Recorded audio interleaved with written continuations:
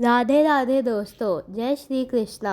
इस व्रत कथा के बिना अधूरी है पाप मोचनी एकादशी। इसे पढ़ने से प्रसन्न होंगे भगवान विष्णु। सनातन धर्म में एकादशी व्रत का विशेष महत्व है। हिंदू पंचांग के अनुसार चैत्र कृष्ण पक्ष की एकादशी को पाप मोचनी एकादशी कहते हैं। पाप मोचनी एकादशी व्रत कथा। पाप मोचनी एकादशी की कथा भगवान कृष्ण ने अर्जुन को सुनाई थी। यह कथा मेधावी ऋषि की है, जो भगवान शिव के परम भक्त थे और चैत्र रथ वन में कठोर तपस्या कर रहे थे। एक दिन गंधर्वों के राजा चित्ररथ कई अप्सराओं के साथ उस वन में आए। वह वन बहुत सुंदर था और वह तरह तरह के फूलों से भरा हुआ था। वहाँ कई ऋषि और संत भगवान की साधना और तप कर रहे थे। उसी समय एक अप्सरा की नज़र एक तपस्वी संत पर पड़ी और वह अपनी सुंदरता से उन्हें आकर्षित करना चाहती थी। हालांकि वह संत का सम्मान करती थी और उसे डर था कि कहीं संत उसे श्राप न दे दें। इसलिए वह संत की कुटिया से लगभग 2 मील दूर एक स्थान पर रहने लगी और वहाँ से गाना गाने और वाद्य यंत्र बजाने लगी ताकि उसकी आवाज़ संत तक पहुँचे। जब कामदेव ने यह देखा तो उन्होंने उस अप्सरा की सहायता करने का विचार किया।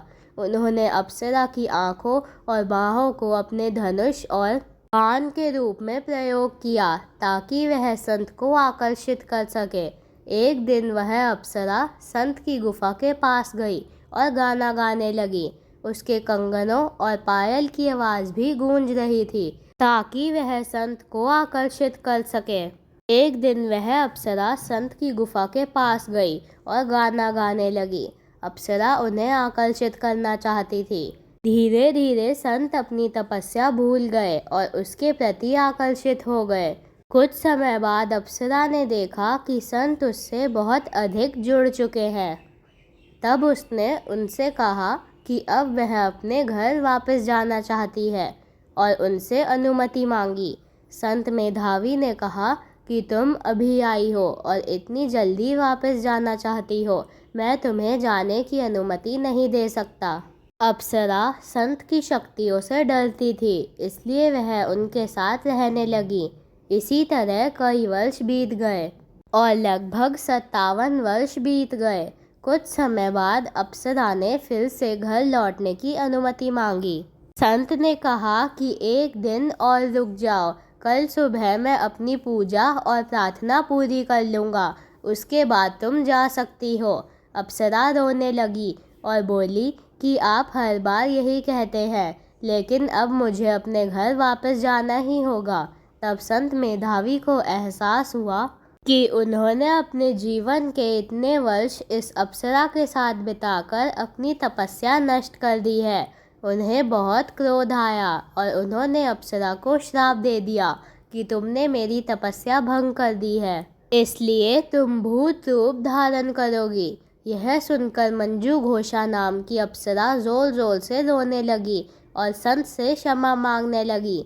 उसने कहा कि मैंने आपके साथ इतना समय बिताया है, कृपया मुझे बताइए कि मैं इस श्राप से कैसे मुक्त हो सकती हूँ। तब संत ने कहा कि यदि तुम पाप मोचनी एकादशी का व्रत रखो और उसके नियमों का पालन करो तो तुम इस भूत रूप से मुक्त हो सकती हो। इसके बाद जब संत अपने पिता के पास गए तो उन्होंने भी कहा कि अप्सरा के साथ रहने से तुम पर भी पाप लगा है, इसलिए तुम्हें भी पाप मोचनी एकादशी का व्रत करना चाहिए।